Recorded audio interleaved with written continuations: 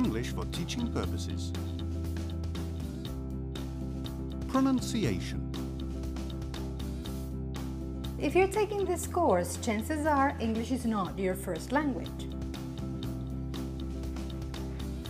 It isn't mine either, and yet here I am. Now, when you talk to English native speakers, they tend to agree that it's very easy to find out what you're saying if you make a grammar mistake or if you use the wrong vocabulary, but what they cannot really deal with is problems with pronunciation.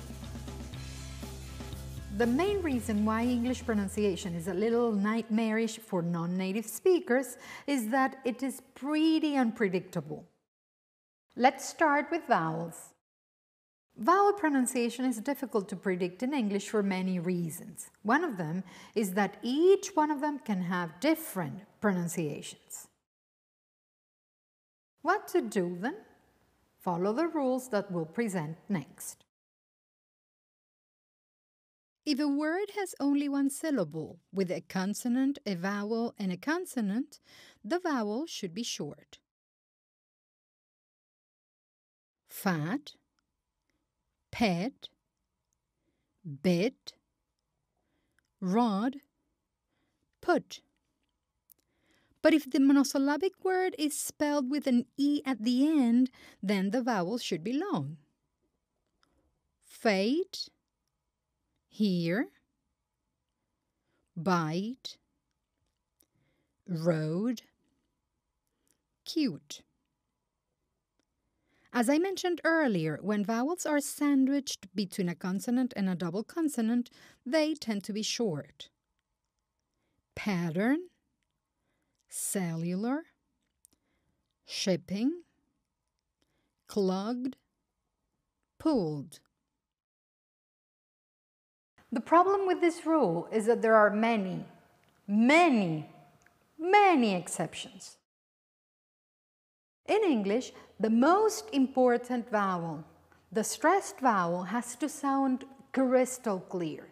If the rest of the vowels don't sound so well, they rarely lead to misunderstanding.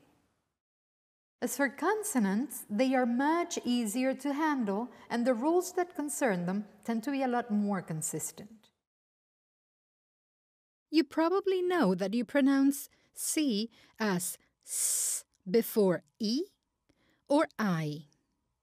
Cinema, cell. In all the other cases, it sounds like K. Carpenter, copper, current. And also in classic or crockery. A similar rule is the one affecting G, before A, O, U, or consonants. You will pronounce it as G, gate, gong, gut, glass.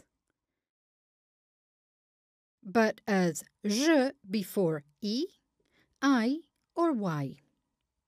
General, gibberish, gist. Right now, you must be thinking there's something very, very wrong with this rule because you know the words get, give, gill, girl, or geyser. Remember, all rules have their exceptions.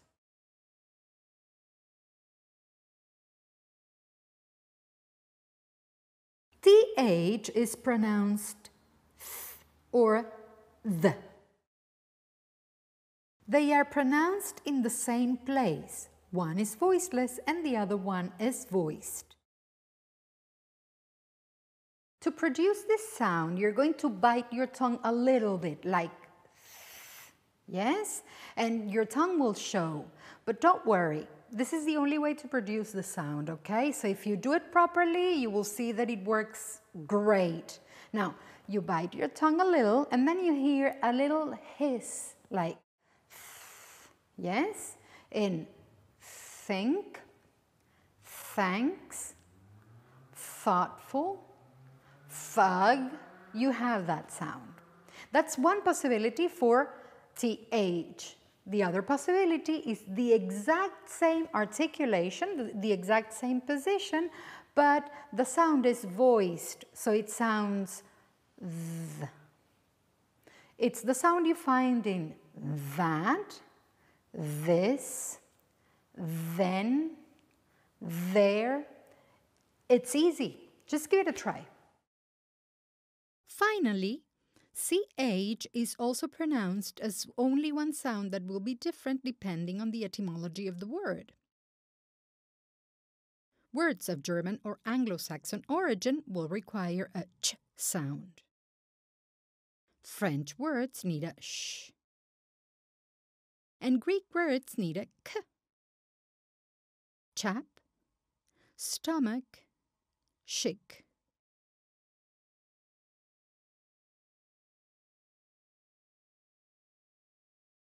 There is a set of 3 rules that should help.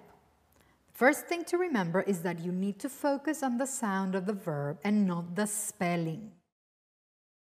Whenever a regular verb finishes in t or d, you will pronounce the added ed ending in the past as id. Started, depended, parted, and coded. Now, when the last sound of the verb is voiceless, like s, p, or f, you will tend to pronounce the ed ending as a t. Hiss, hissed. Sip, sipped. Laugh, laughed. You pronounce a d when the last sound of the verb is voiced, as in tag, tagged. Stay, stayed. Pull, pulled. But how to know if a sound is voiced or not? All vowels, no matter which, are voiced by definition. There's a little trick to find out whether a consonant is voiced or not. The only thing you have to do is put your hand here, and you will hear and feel your vocal cords vibrate. Yes? Let's try. If you produce everything will vibrate, but your vocal cords especially will feel as they are moving. Now try s. You see? There is no vibration. The first one, is voiced. S is not. You will see that at the beginning, when you pronounce past tenses, you will have to stop and think and focus your mind on what you're doing. But after you practice a long time, and many, many times, you will see that it's pretty easy and it comes out naturally. You see? Now we know many rules and we need to apply them. It helps, you know, it helps to know what to do and what to avoid when you're pronouncing words in English. But we're still missing some more. For example, in English, there are many words that end with consonant sounds. It is important that you don't attempt to add a final sound, even if you would naturally do it when speaking your first language. Hence, method, past, imagine. Remember that the last E is not pronounced.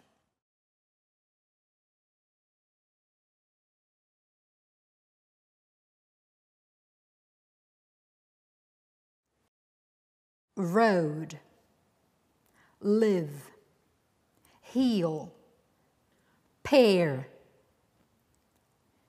There are extremely accurate descriptions of each English sound on the internet.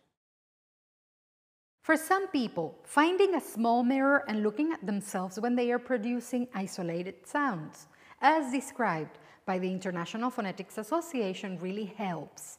But for that, you need to understand the descriptions of each sound and how they are produced and where.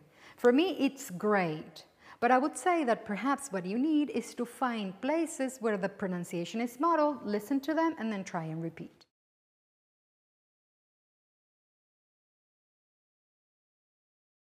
Prosody is the music of a language. People seem to naturally adapt to the rhythms of their first language. But we all have trouble with prosody in other languages. To complicate matters even more, prosody may change a little in the different regional varieties. In 2008, Judy B. Gilbert wrote a booklet widely available online by the title Teaching Pronunciation. Although it is meant for English teachers, it is so reader-friendly that you might find it useful to teach the tricks to yourself. The general principle of the book is that English prosody revolves around the stressed syllable in the most important word of an utterance. The rest of the words will be pronounced without making major pauses between them. This video is accompanied by some links that you can follow to find the pronunciation of words modeled for you. It's the case of How to Say or Forvo. You'll find some others.